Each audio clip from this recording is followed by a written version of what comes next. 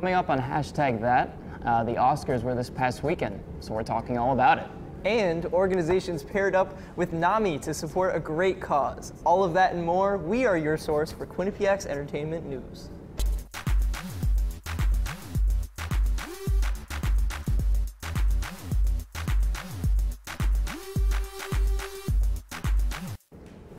Thanks for watching. I'm Mikey Zuxworth. And I'm Ryan Ansel.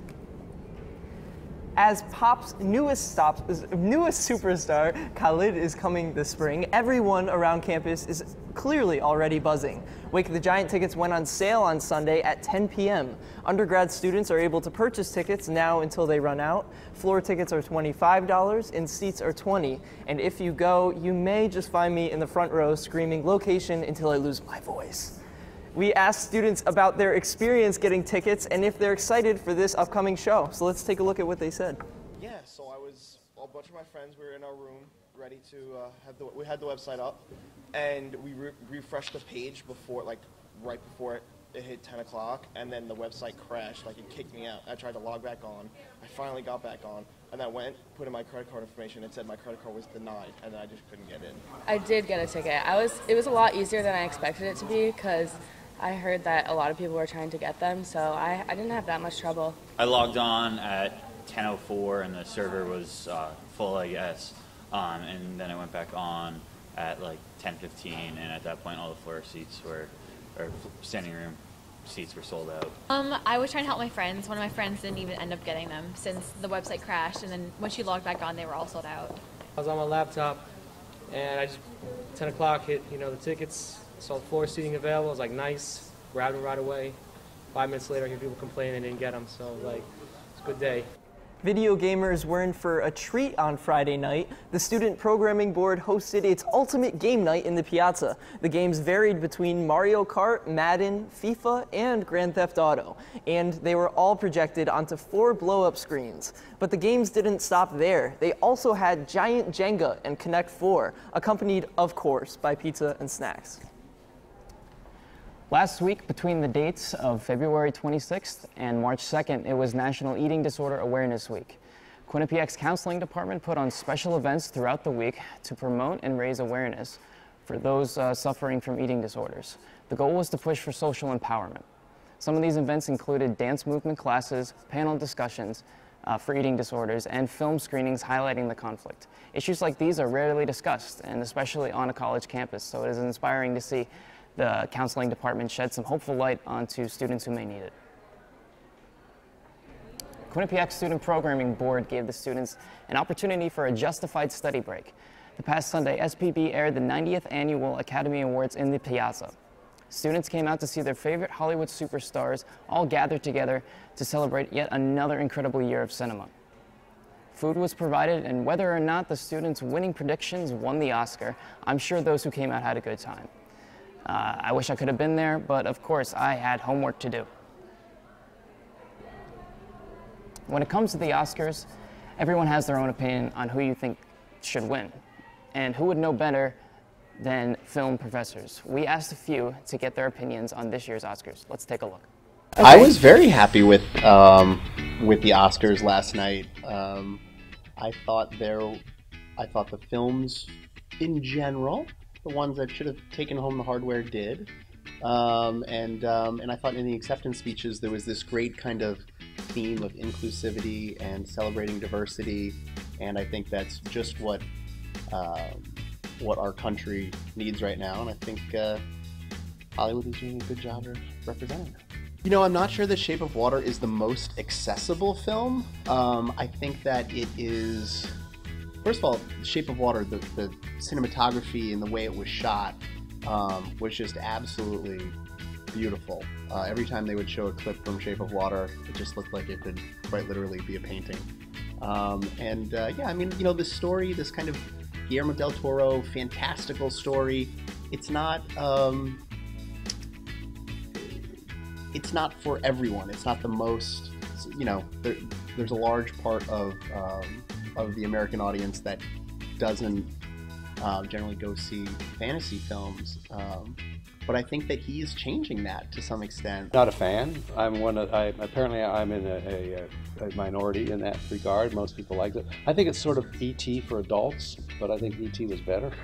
So there were at least, I would say, 3 films. 3 Billboards was better, I thought.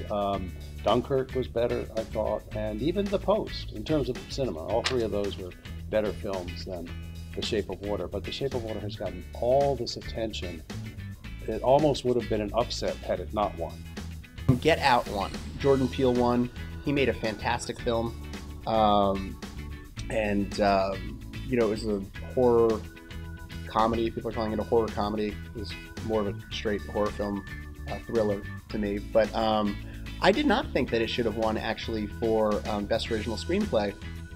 Super well crafted, tight script, great experience, great kind of thrilling, horrific experience, haunting to some extent, and timely because of the theme. But it didn't have a voice. I thought it was well run. I thought it was compared to some of the ones I've seen, it flowed. It had a nice rhythm to it. The presenters did their jobs professionally. I thought it was a good show. Supporting the dreamers and supporting, you know, the other, as they said in the Oscars, people who don't feel like they're part of mainstream society and are represented, is an important, one of the most important things that film could possibly do, because art and film should inspire and bring people together. Don't you go anywhere, because when we come back, Paige Meyer is here to discuss the best looks on the red carpet. And Ashley Cotto has the latest trending Twitter topics that you need to know. We'll be right back. Hello, and tonight on Sandwich News, we will determine what makes a good sandwich and a bad sandwich. First, the standard sandwich. Uninspired, and frankly, a little gross. But we have here a Ray and Mike sandwich, the Cadillac of sandwiches. And if you want one, well, come on down to Ray and Mike's at 3030 Whitney Ave, Hamden, Connecticut. Open every day from 6 a.m. to 10 p.m. QCash is accepted. Now that's a sandwich. This is Sports Pause. Are you concerned with the 0-2 start for this team? Right here, top of the circle, again, rips it past the Jasper goalie. What will breaking the record mean for the program himself? I mean, 138 wins.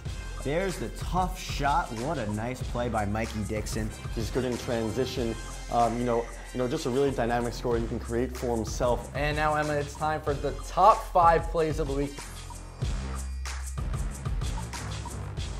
Coming up on #that, we talk about some fun events around Quinnipiac's campus.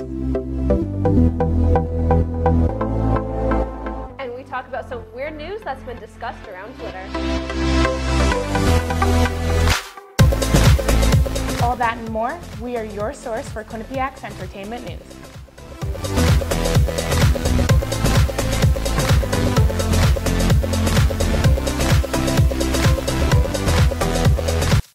Welcome to the WQAQ Morning Show. Dan Ball and Emma Spagnolo joining you here from the QAQ studios in Hamden. And Emma, it is that time of year again.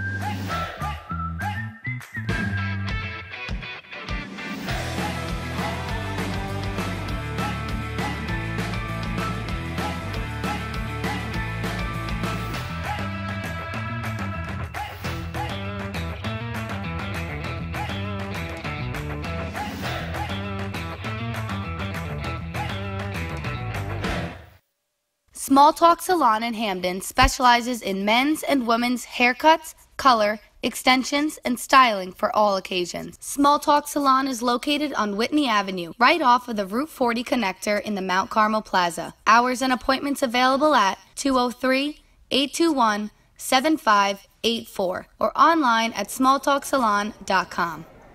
Welcome back. Before the Oscars, the only thing on people's minds are, what are the celebrities going to wear tonight? Well, Paige Meyer is here with an overview of some of the best and worst outfits seen this year. Paige, what do you have for us? Thanks, guys. Paige Meyer here with your 2018 Oscar Mayer Fashion Review. The 90th Academy Awards ceremony took place this past Sunday, honoring the best of the best films of 2017.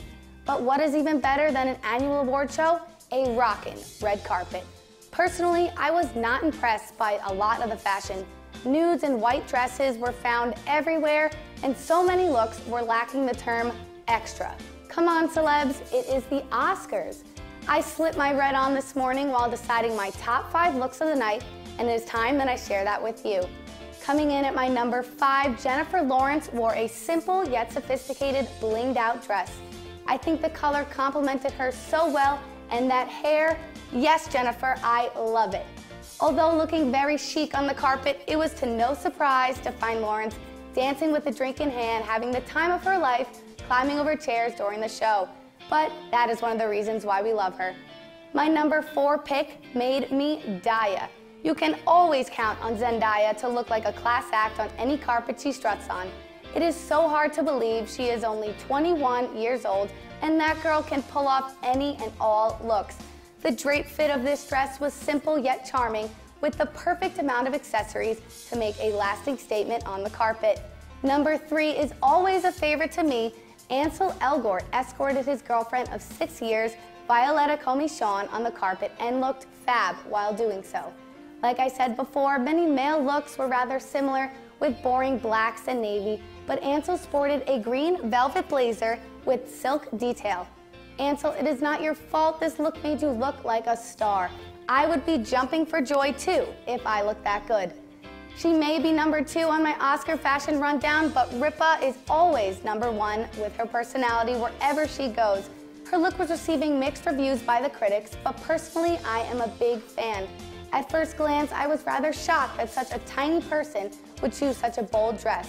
I think the icing on top of this look was her hunk of a husband, Riverdale star Mark Consuelos, who sported a matching navy suit that matched perfectly with the tail of her dress. I wish in this interview, Ripa would tell her co-host Ryan that his Oscar fashion was very boring this year.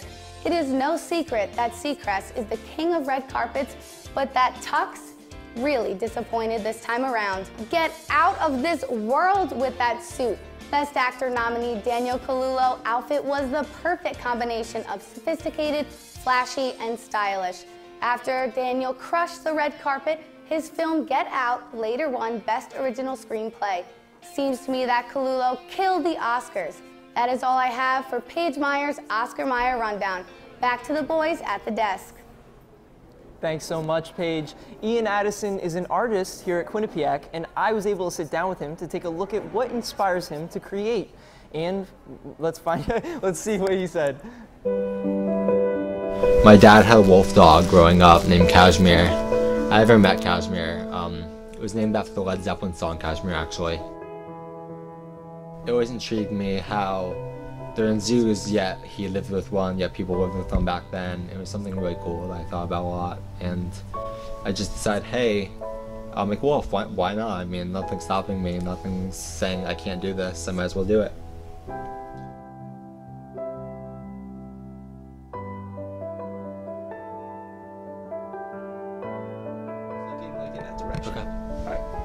So you're perfect. So, yeah. Hi, my name is Ian Addison. I'm an interactive graphic design major. I started over. I messed up the tail name. Don't worry about it. Just say I'm Ian Addison. Hi, I'm Ian Addison. I'm an interactive and graphic design major. I'm 20 from New Jersey. I started design when I was probably about 17 or 18 in high school, going into senior year. I started off taking a design class. It was kind of, I made up the design class myself. I just did Photoshop all day. And then I took a class at NYU to get more exposed, and I loved it. And when Pine colleges came around, I went out my way to find colleges that specialized or had some form of design. Ian Addison is a visionary. He's inspired by the world he experiences, and he translates this perception through art. He's a 20-year-old graphic design major who wants to eventually break into the music industry by designing album covers. But for now, he just works every day. He wakes up and starts doing something, anything that spurs his imagination, and then he captures his vision. I think the things that draw me most to be creative are the things that I enjoy the most. So music, definitely. I play the drums. I've been playing for many years. I love punk music, rock music, so that inspires me for all my stuff. A big thing also is dreaming. which sounds a bit ridiculous perhaps, but just having those constant reality escapes is kind of like a song almost.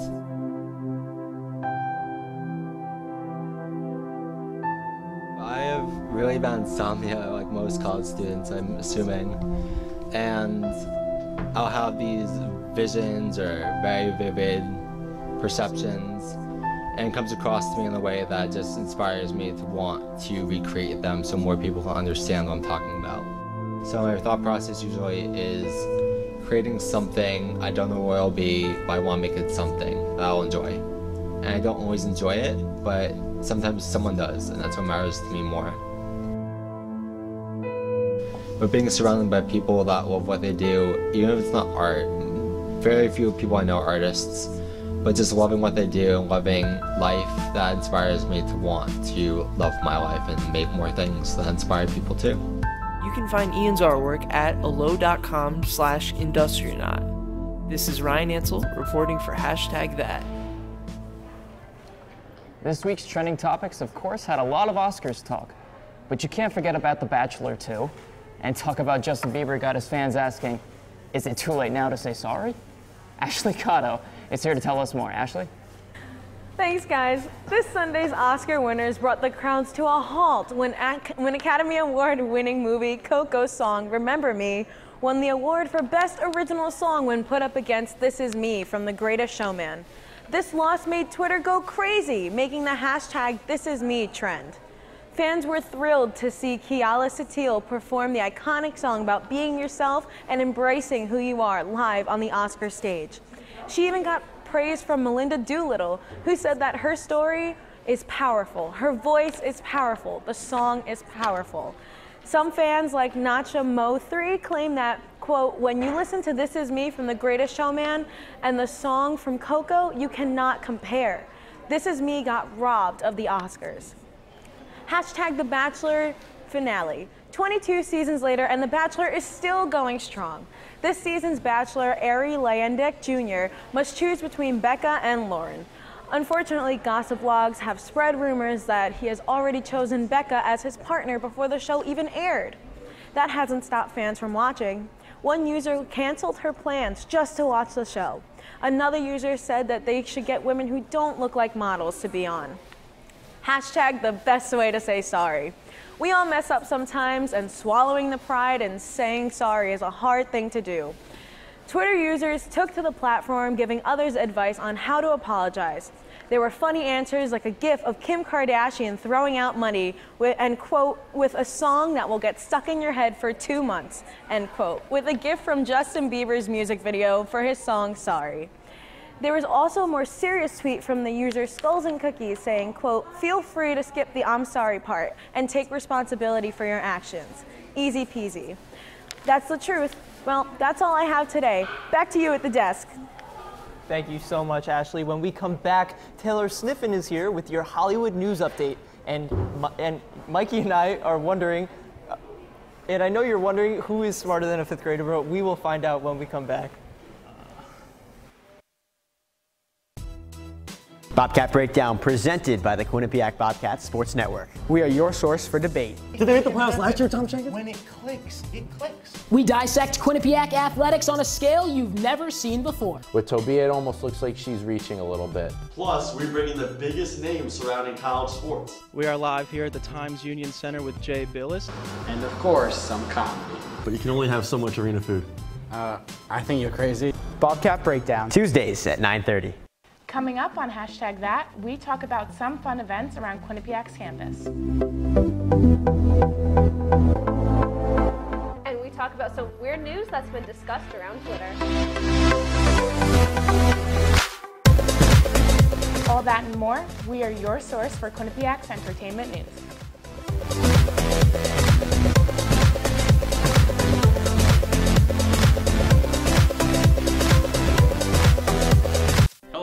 Tonight on Sandwich News, we will determine what makes a good sandwich and a bad sandwich. First, the standard sandwich. Uninspired and frankly, a little gross. But we have here a Ray and Mike sandwich, the Cadillac of sandwiches.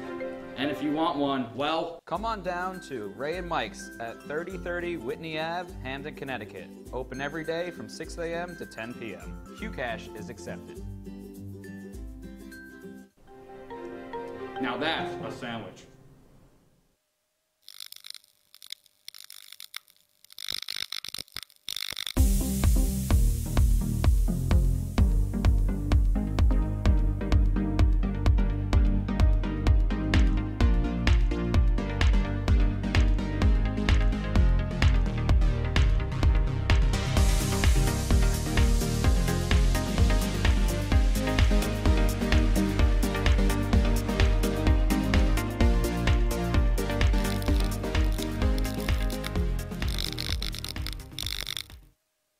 Small Talk Salon in Hamden specializes in men's and women's haircuts, color, extensions, and styling for all occasions. Small Talk Salon is located on Whitney Avenue, right off of the Route 40 connector in the Mount Carmel Plaza. Hours and appointments available at 203-821-7584 or online at smalltalksalon.com.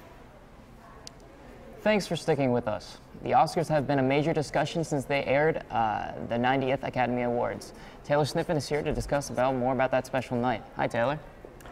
Hey guys, just 2 days ago was obviously the Oscars, which is Hollywood's biggest night, and as always, a lot happened. So today I have some of the top talked about events. Let's get started. First up is Walmart's box commercials. This year, 3 female directors, Nancy Meyers, Melissa McCarthy, and D'Andrea Rees, directed 1-minute short films using a Walmart shipping box. People found these 3 short films to be some of the best work shown at the Oscars. With the recent Time's Up movement and the push for more equality and better inclusion, having all women directors was an amazing idea. The first director, D'Andrea Rees, showed a lesbian couple of color with their daughter, who was the protagonist of her own imaginary sci-fi adventure. Melissa McCarthy's short showed the actress Keala Settle from The Greatest Showman using the box to go back in time and give her younger self the confidence she needs to perform. Finally, Nancy Meyers used the box as a form of inspiration for Hans Zimmer, the renowned composer, as he struggled to make a new score for a movie. All 3 movies were short, sweet, and left you with a warm and happy feeling. Many people also loved all the important topics they covered, like sexual orientation, race, size, gender, and bullying. So guys, I know that you both know a lot about movies and music. Did you see them and think they were amazing as everyone else? And did either of you guys have a favorite? Well, I definitely am a big music guy, so I was immediately drawn to the Hans Zimmer one. I thought that one was so creative, and I just think Hans Zimmer is just such a great composer. I think it was just a great tribute to include him in there, while also, you know, staying within the parameters of the challenge, I guess. I'd have to agree with that. Growing up and learning how to produce music, I've been drawn to orchestral stuff, and Hans Zimmer has been a huge inspiration for me. So it was really cool to see him in a piece that wasn't necessarily focused on music per se. It was, but in a sense he was more acting in the piece, and I thought that was a really cool step. Definitely great. I also loved that one. Yeah. Our next story is about Frances McDormand's acceptance speech after winning Best Actress. When she got up on stage, she had a few very important things to say. She, of course, first thanked her cast and crew and family, but then she got down to business and asked all the female nominees that night to stand up and be recognized. After that, she told the whole room that these women right here have projects and ideas that need to be funded. So men, watch out, because here they come. Then her final remark, which was a statement that left most people speechless, was 2 simple words: inclusion rider. Many people didn't know what that statement meant, and those who did couldn't believe she had said it at the Oscars.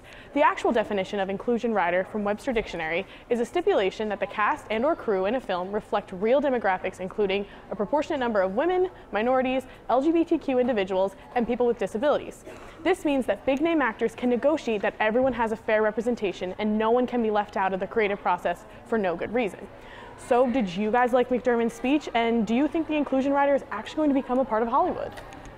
Yeah, I think definitely she used her platform in a really effective way. I think that, you know, she's just such a lovable actress that she was able to get the crowd on her side immediately. You know, when she you know, was pointing at the women in the audience, asking them to stand up and to be recognized for what they were doing. I just thought it was really powerful and very, very interesting. I agree. I think that this was something that needed to be done, and especially at a platform like the Oscars. It's just, how many more people can you reach out to, especially people in your field? for them to hear your opinion and hear what you think. And I think that it was just such a special occurrence, and I think that it needed to be done. All right. My final story from the Oscars is Jimmy Kimmel's and Hollywood's A-listers' big adventure to the movie theater to surprise fans. The theater was right across from the Oscars, and the people there had no idea they were coming. They thought they were just there to watch an early screening of A Wrinkle in Time. The A-listers included Angel Elgort, Mark Hamill, Gal Gadot, Emily Blunt, Armie Hammer, Margot Robbie, and Guillermo del Toro. They went into the theater with candy, subs, and a hot dog launcher in order to thank fans for watching movies and supporting Hollywood. Many people found the whole thing a waste of time in an already way too long award ceremony. On top of the whole thing being kind of pointless, you couldn't hear anyone speak over the screaming, and the shaky camera angles made it very hard to see what was going on. So guys, did you think the whole thing was pointless, or did you like the fact that Hollywood was trying to thank their fans? And also, if you guys were in that theater, what would your reactions have been? I mean, I don't think it was a waste of time because, I mean, waste of time I feel like happens on television a lot. I mean, never on this show, of course, but I mean, you know, why are you so surprised that you're seeing, you know, people shooting hot dogs out of cannons on, you know, on TV or watching television? It's an experience. Yeah, and I think it was a fun, light way to give thanks. And yeah, I think as an overview, I think people are looking too far into it. Perhaps maybe it could have been shown on a different platform like YouTube or some other place, but I think that it was really special. Yeah, I enjoyed it. Thank you. All right, thanks, Taylor. When we come back, we asked Q30 members if any film could be nominated for an Oscar. What film would that be? Stay with us to find out. Small Talk Salon in Hamden specializes in men's and women's haircuts, color, extensions, and styling for all occasions. Small Talk Salon is located on Whitney Avenue, right off of the Route 40 connector in the Mount Carmel Plaza. Hours and appointments available at 203-821-7584 or online at smalltalksalon.com. Hey, welcome back. Many great movies are nominated year after year at the Oscars, but some movies don't make the cut. We asked Q30 members if any movie could win an Oscar, what movie they'd want to see, so let's find out. What's up, hashtag Matt McAuliffe here. If I were to choose a movie to win the Oscar for Best Picture, would not have been Shape of Water. That movie stinks. I would have chose 3 Billboards. It's real, it's touching to an audience, and it doesn't include Aquaman. Hey, it's Tom from the Media Suite. The movie I think that should have won Best Picture for the Oscars was definitely Inception. I think Leonardo DiCaprio definitely deserved an Oscar before he got one. He earned it for The Revenant, but I think he earned it for Inception too. Just a terrific picture all around. Hey, it's Maggie. If I could give the Best Picture award to any movie, I'd probably give it to High School Musical. What up, hashtag Oscars last weekend. Best Picture went to The Shape of Water. I think Best Picture should have gone to Handyman film. It's a student film coming out of Quinnipiac, and I happen to be on that crew. Not saying I'm biased, but I definitely think it's the Best Picture. What's up, hashtag Brooke here. If I could pick any movie to win Best Picture in the Oscars, it would no doubt be The Greatest Showman. That's the most recent movie that I saw, and it's got an unbelievable soundtrack. Highly recommend it to everybody. Hey, this is Mike Riley, and if I had to pick one movie to win the Best Picture at the Oscars, it would be Star Wars 12 Years out of 10. Hi, my name is Jordan Wolf. I'm the associate editor for the Quinnipiac Chronicle, and I would say what deserves an Oscar is my favorite movie of all time, Forrest Gump, because the combination of drama and comedy was just remarkable. Tom Hanks is a great actor. The whole story with Jen and Bubba and the shrimp, them going to Vietnam. I just loved every second of that movie, and this definitely deserves an Oscar, no matter what year, what day, what time it is. A lot of really great movies this year. What were some of your favorites? My one, not one, but one of my favorite movies, especially that was nominated for a lot, was Dunkirk. Dunkirk was a film that was directed by Christopher Nolan, and it highlights a time in World War II that wasn't really discussed much. And one of the biggest things, and this is why it won big, was the editing and the sound mixing. So like that was my biggest thing, being a sound guy. I know you're a sound guy. You're all about music and everything. Definitely. It had a very ominous score, and that was easily one of my favorite films. One of my favorite things about that movie, honestly, was seeing Harry Styles, because it was so strange seeing him in that kind of an element. Yeah. I mean, I remember I was watching with my parents, and the second he popped up on the screen, my mom was like, and he did great. Is that British singer guy? Yeah, with exactly. the hair? And I was like, yeah, he did really great too. All right, so anyway, Yeah, so that's all the time we have for tonight. Be sure to watch this episode and all the others at Q30TV.com. And follow us on Facebook at Q30 Entertainment and also Twitter at Q30 Entertain. We will be back in 2 weeks after spring break for our next show. Thank you very much for watching.